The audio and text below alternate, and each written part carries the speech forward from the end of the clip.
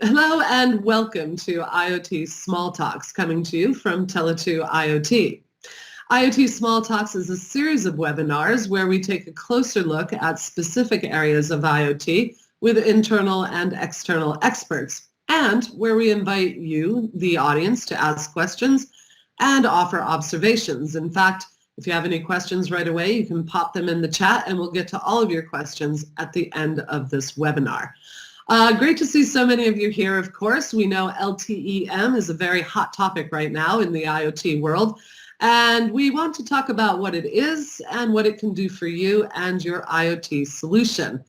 The agenda today. First, we will have Tele2 IoT Product Manager Christian Sieglert, who will talk us through use case and benefits and why LTE-M is a real game changer for IoT.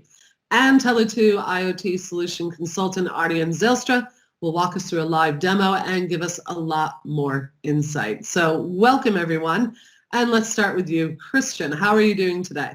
Thank you, Judy. I'm doing very well. Happy to be here. Great. So you're a product manager for Tele2 IoT. Can you tell us a little bit more about your job? Yeah, so my area of responsibility is LPWA, which stands for Low Power Wide Area, and that is the type of network which LTE-M, which we're talking about today, falls under. So basically, yeah, that's why I'm here. You're the go-to guy for LTE-M, and of course, everyone was pretty excited when we launched LTE-M in Sweden, and now, of course, we're rolling it out across other countries with roaming agreements. But let's try to boil it down a bit. What exactly have we launched, and why has everybody been waiting for it? Sure. Basically, we have launched a new network, which is based on the LTE-M standard, and that's a really big deal because it's a network specifically designed for IoT connectivity, which brings a lot of possibilities to our customers. So why having an IoT-specific technology? Where's the value in that? Why is that important? Well, basically, up until now, almost all the cellular connected IoT devices have been using the kind of older network technologies, 2G, 4G, or 3G. And those are all technologies really designed for consumer use from the start. So basically, using IoT devices in those networks, it works fine, but you really have some compromises of what you can do. And with a dedicated IoT technology such as LTE-M, that really unlocks things for IoT solutions, which is really What kind of compromises are we talking about? Well, I mean, you can think about it that like basically devices do not communicate in the same way as people do. So if you build a network for people, then that kind of sets the rules on how you need to communicate. And those rules are not as relevant for IoT. So then you will, basically need to spend energy and, you need to build devices that are more complex than they need to be for your application. All right, so let's excuse me. Let's back up a little bit. Humans and devices don't speak the same way. It makes sense, but what do you mean? Okay, so you basically, if you have a phone which is used by a person, and that person you should be able to call that person anytime, and that person should be able to call someone else at any time, then the network needs to keep track of where is that phone, and it needs to be able to basically check in with that phone all the time, and the phone basically asks the network, do you have something for me? Do you have anyone's trying to call me, and so on, and that every time you do that, you spend energy. So and also basically you have a device built for that kind of use case. But for IoT, maybe you have a use case that is that you need to report data one time per day, or maybe one time per week, or even less frequent. So then it doesn't really make sense that your device needs to check in with the network all the time, because why would it? It just wants to check in when it's time to send the data. Right. Otherwise, it'll waste the battery life. Exactly, because Yeah, you're wasting a lot of data stream. You're wasting a lot of battery because you're basically, every time you're sending some kind of signaling, you are spending energy, and that drains your battery or requires you to have a bigger battery, which is more expensive. And then the device becomes more expensive. So by having a technology like LTE-M, where you can basically say the device gets to choose how often it needs to check in with the network, and that means that you can have devices with that lives years on a single battery, and you can have the batteries that are smaller, and that adds up if you have big deployments, and that really can, I mean, in the end, it's about getting the cost down for the device. It's about getting the device to live longer out in the field, so you get a longer time where you can kind of get value from your investment. And in the end, that basically just changes the business case, and all of a sudden, it's possible to do things that was previously not financially feasible, where technology is. So, Christian, you mentioned business cases, and here at Tele2 IoT, we say often, very often, that IoT isn't about the industry you're in, it's about the challenges you want to address. And of course, LTE-M does cover a wide variety of use cases, but can you give us a couple of particular examples about where it would be very suitable? Sure. I think just as a start, you look at kind of the basic characteristics of the technology. You have a data throughput of about 1 megabit per second. You have mobility support. You have very low latency down to like 10 or 20 milliseconds. That means that in many ways it kind of overlaps with the use cases where you would previously use 2G and 3G, and maybe now you need to consider new technologies. So that kind of one way of looking at it. Talking about specific use cases, I mean, since LTE-M supports mobility, then it's really a good fit for tracking applications where you would kind of need to continuously see where something is. It's also very suitable for maybe predictive maintenance, where you need to kind of quickly get data and then maybe trigger an action down back to the device. Then latency becomes important. Or just remote steering use cases where you would actually need to, with very low latency, be able to trigger something, open a door, I don't know, something that really the user or the scenario, its latency cannot be that high. And also it's good for very remote solutions such as, maybe underground district water pipes, or where you can access it easily. So you need that long battery life, but you also need to be able to, the device needs to be able to get a read.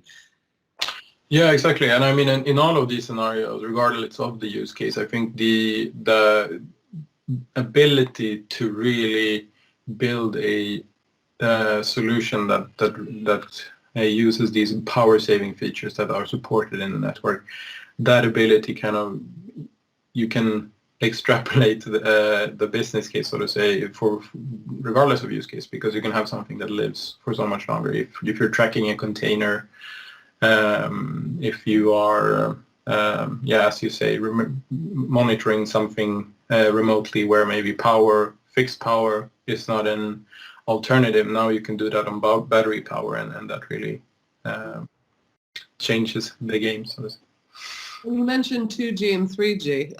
Why is it important to have another technology?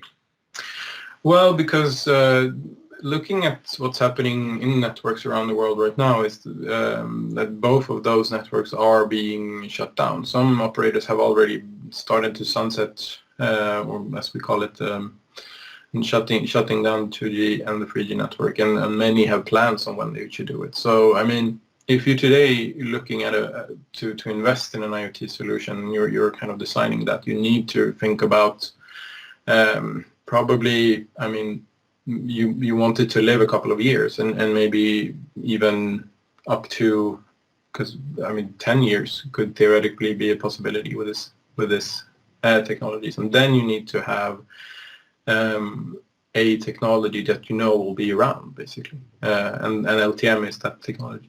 And what about people who have already implemented 2G or have implemented their IoT solution using 2G or 3G? what do they need to think about? Is this applicable to them?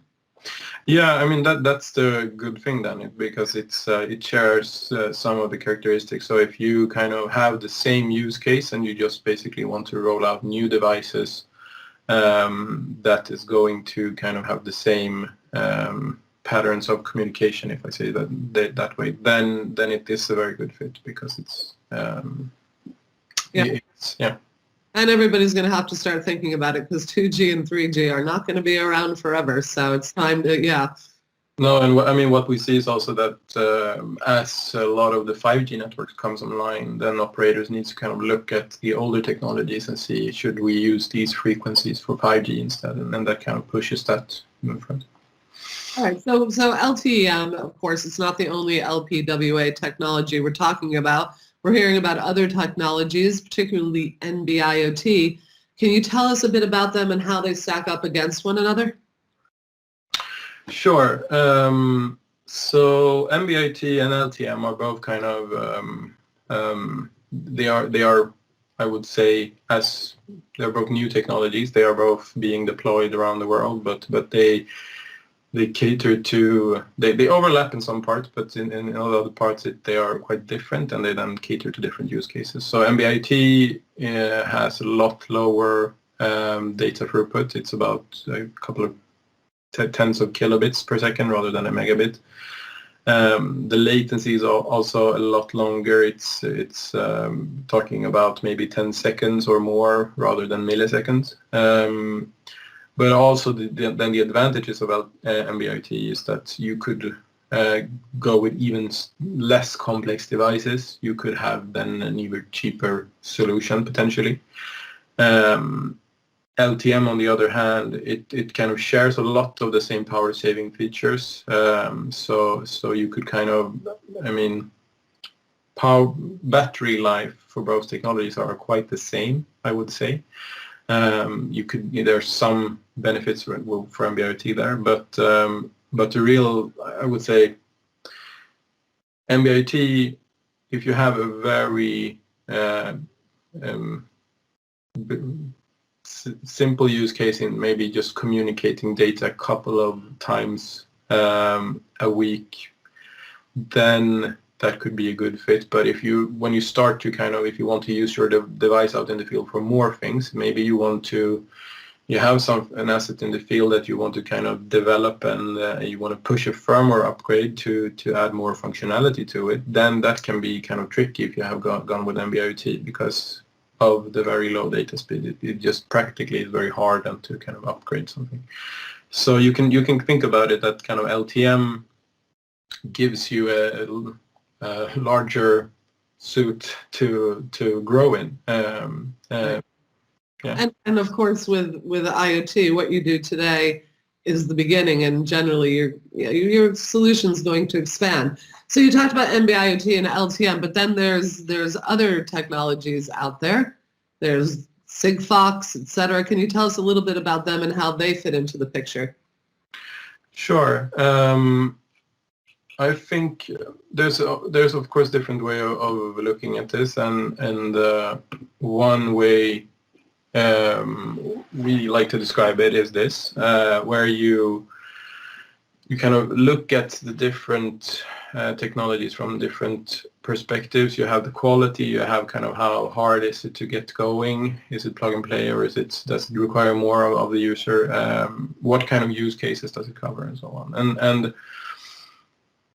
the starting point here, which we of course like to point out, is that both NB-IoT and LTE-M, in compared to kind of Sigfox, LoRa, and maybe Wi-Fi Halo, which are other LPWA technologies, NB-IoT and LTE-M run in the licensed spectrum. So that means that we as an operator, we buy spectrum, and we then own that and control that. So we can ensure that there's no interference, that it works over time, that either if you deploy something today, it's going to work just as well in 3 years, because we ensure that there's no interruptions and so on. If you compare that to the unlicensed technologies, when it comes to them running in the unlicensed spectrum, Sigfox and LoRa have great benefits in many ways, but you might then deploy a network and then it works fine day one, but after a year the neighboring company comes along and then they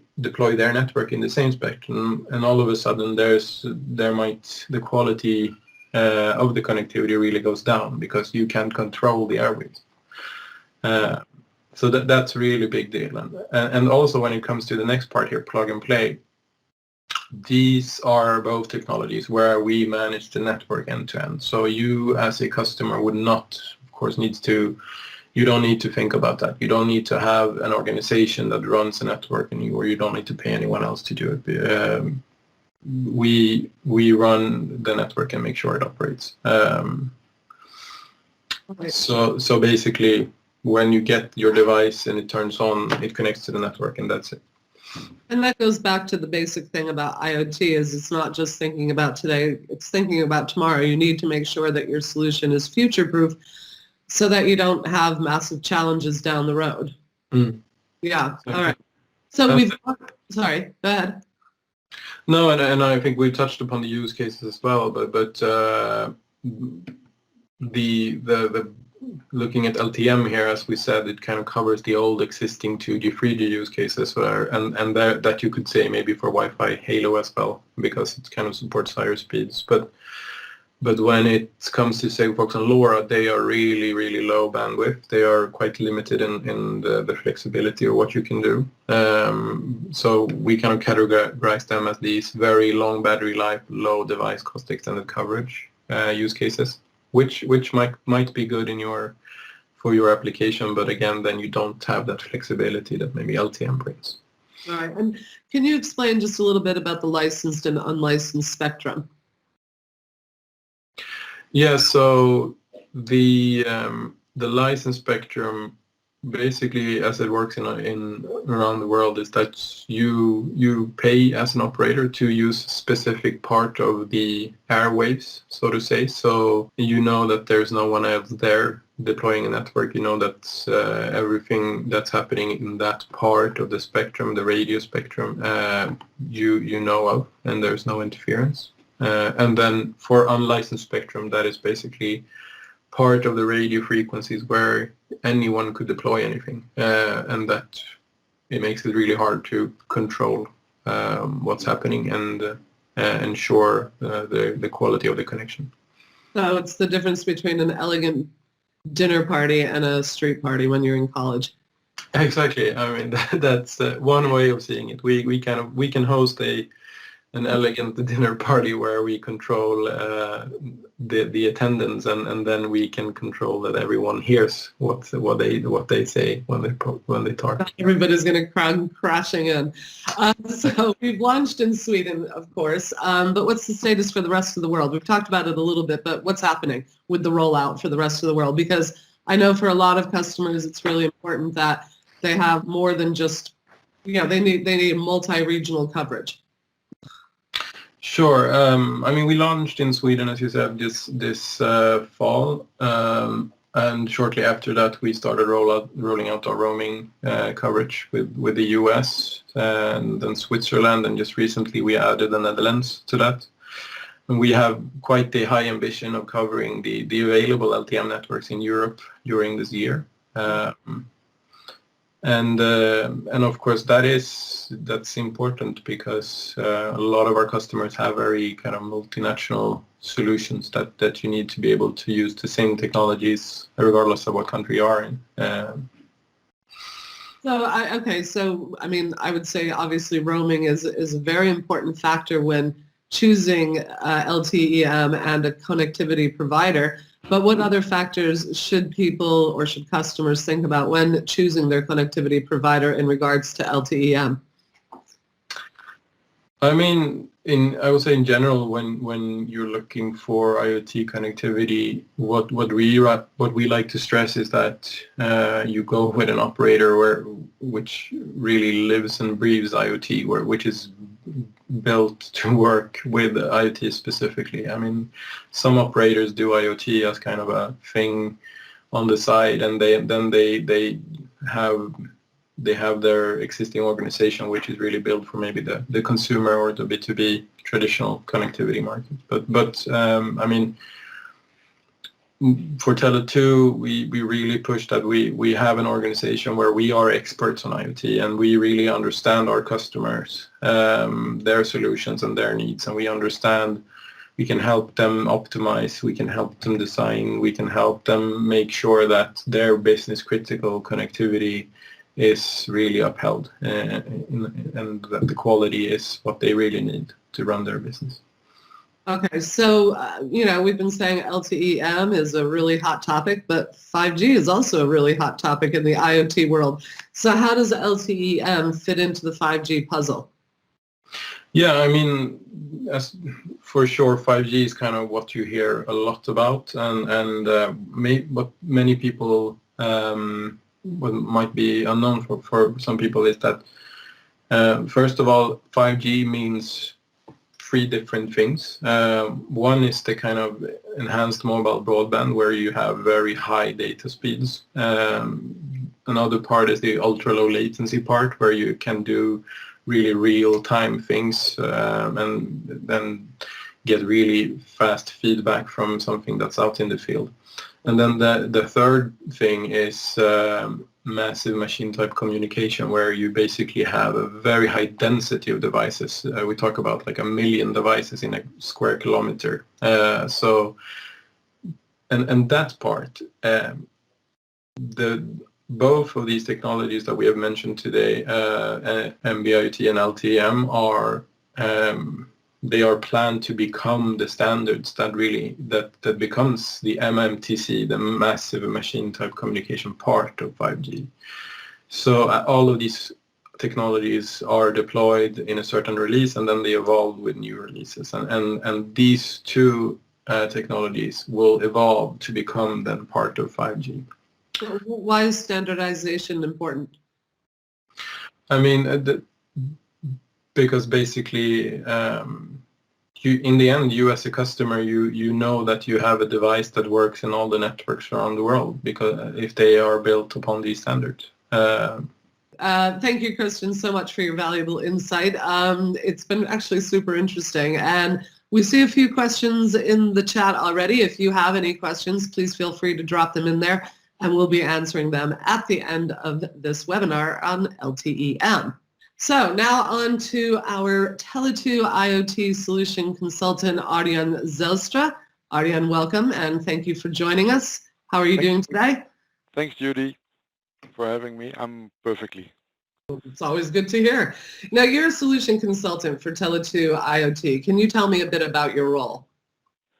Yeah, I'm the pre-sales solution consultant. I'm a member of the acquisition sales team, and what I do is advise and take new customers along into the IoT journey. And why is that important? It's important to give the new customers some guidance in the latest technology and in things that really work, so they don't have to step out of their comfort zone. They can use us as a library. Yeah, I mean, IoT isn't a simple technology, and IoT solutions can get quite complex. So it's important, I think, to have someone who can give you the advice you need. Yeah, sure, and that's what I'm trying to do in my daily business. And you do a good job, we know that. So as a solution consultant, you're very aware that customers have been clamoring for LTE-M for quite a while now, probably as soon as we heard about it. So now that it's here, you're going to give us a live demonstration, a practical demonstration on how it works. Yeah, I've got a small device prepared. It's a dedicated LTE-M device with a few sensors, and let's turn it on and let's see what will happen. I've got a small device just turned on. I will share my screen. That device be used for, sort of in a general way? What would you use it for? You can use this. It's a battery operated device specifically for LTE-M, because LTE-M is very power efficient. You can use it to monitor things, to track cargo, or monitor temperature, or monitor shocks, or monitor the way a box is handled in shipping or in transport. This is a device that is fully loaded with some nice sensors we can show and use. Yeah, you brought up something interesting, the battery life. And that's something that's very important, especially for customers who are placing devices in remote areas, hard to access areas where they don't have a connection to a regular power supply. So how long is the battery life on it? The battery life depends a little bit on the programming, but the battery life can be up to 10 years. Wow, fantastic. And it's a really super small box with a lot of variety in it. So before LTE-M, what were people using, and how, what kind of battery life were they getting, and what problem did LTE-M solve? LTE-M solved for sure that battery operated devices can perform better and stay longer in the field. If we look at the older technologies, 2G, 3G, we needed a huge battery to have the same issue solved. Now it can be much more compact, so in the end, in a cheaper way. Yeah, and also the idea that hard to access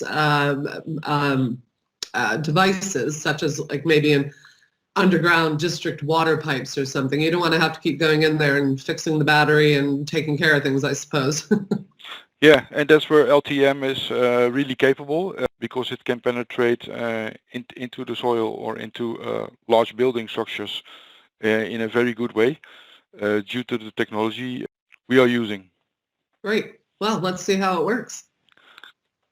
I will share my screen and I will show you some nice things. As you can see, we see a lot of sensors, GPS data, we see the cellular link modem, we see temperature. Let's focus on temperature and on the asset orientation I talked about before. The asset orientation, there is a sensor in here that detects if the device is upside down. So as soon as I flip the device, the orientation arrow will change almost immediately. And why is that important to have that? I mean, what would be the problem if it flipped upside down? It could be damaging cargo, for instance, or if a box has to be mandatory transported upside, you could detect with a simple small sensor that it has not been transported in a way that it should be. And if it is flipped upside down, what happens? Like, do you get a signal? Does the customer get an alert and they know something's gone wrong, or? That depends a little bit on how you program your platform. This platform is there to just show the orientation, but you can see as I turn the device that it's almost live. So LTE-M is also low latency. It doesn't take 20 seconds to transport the signal to your cloud environment. So you're talking about things like, cargo, boxes being transported correctly, but could it be used in other scenarios such as, maybe as a personal alarm for, elderly if something's happened to them where you could get an immediate alert? How could that be an application for it? Well, in this box there are multiple sensors, including a push button.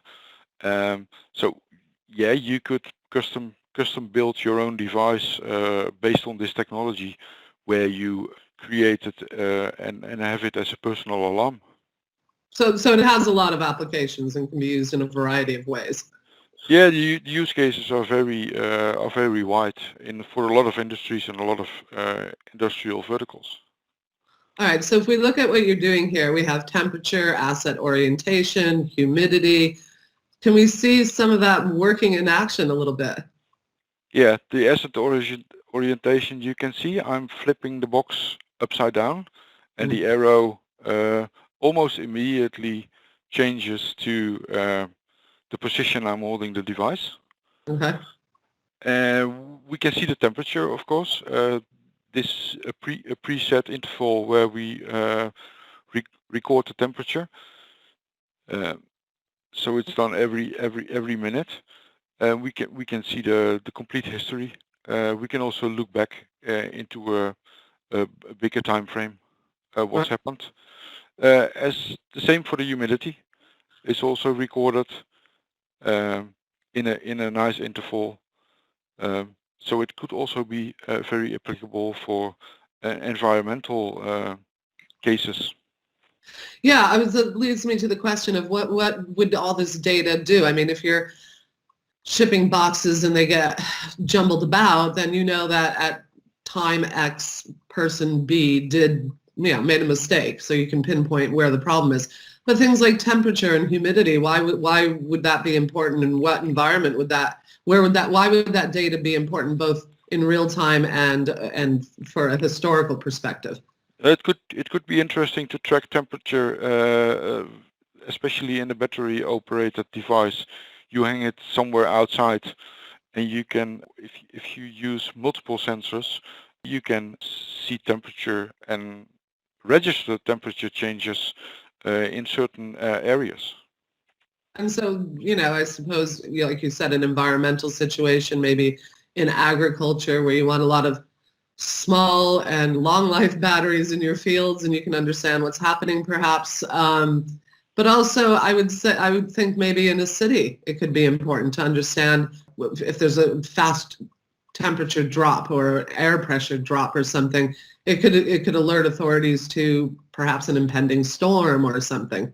Yeah, that's true. So that's the multiple functions of this device to just show and learn what all is possible on a battery operated device. So now you're holding what is an example of a device, but not every device looks like this, and devices can measure all sorts of different things. Yeah, that's correct, Judy. There are a lot of devices. The devices are often made for specific functions. This device that's from one of our vendors was created as a demo case. It has a lot of sensors in it, like the temperature and the acid orientation and the humidity sensor, but it can be as versatile as you want it to be. So you can pretty much measure anything. This is just a good example of what you can do. Yeah, this is an example of what you can do with a battery operated device in the small form factor as it's currently in. So we're talking about this having a variety of use cases, but from an overall perspective, what is the big benefit here for customers? What's the big takeaway about LTE-M? The big benefit is that it can be a small device. It can be a battery operated device with sensors in it that fit your needs to cover that what you want to do. And the long battery life is one of the key things to it. Yeah, I think that's the most important feature of LTE-M, the power safe functionalities, because you don't want to visit your sensors every other week to change the batteries. No, and if you can wait 10 years, all the better. So the device you're holding is small, but it's not incredibly small. I mean, we know of devices that are put on birds to track their migratory patterns, and there's all sorts of use cases out there. So how small can it get? How simple can it get? Yeah. You can make the device very small. It depends a little bit on the use case. You will always need battery. That will be the part that's often the biggest. Everything around it can be really customized by a vendor producing those sensors, and they can be as small as a small coin. That's incredible. So, we just sort of started our LTE-M journey since last year. We rolled it out here in Sweden, and now we're at Tele2 IoT. We're setting up the roaming agreements in other countries with some already in place. What's the future for LTE-M in your view? It's a carrier grade way of connecting. It's licensed frequency bands. So it will be a stable and good way to attach your sensors to your cloud. Great. Thank you everyone for joining us today at Tele2 IoT's IoT Small Talks. Today, of course, we looked at LTE-M. but we will be looking at other areas of IoT in the future. If you'd like to learn more about how IoT can help your business, you can visit us at Tele2IoT.com.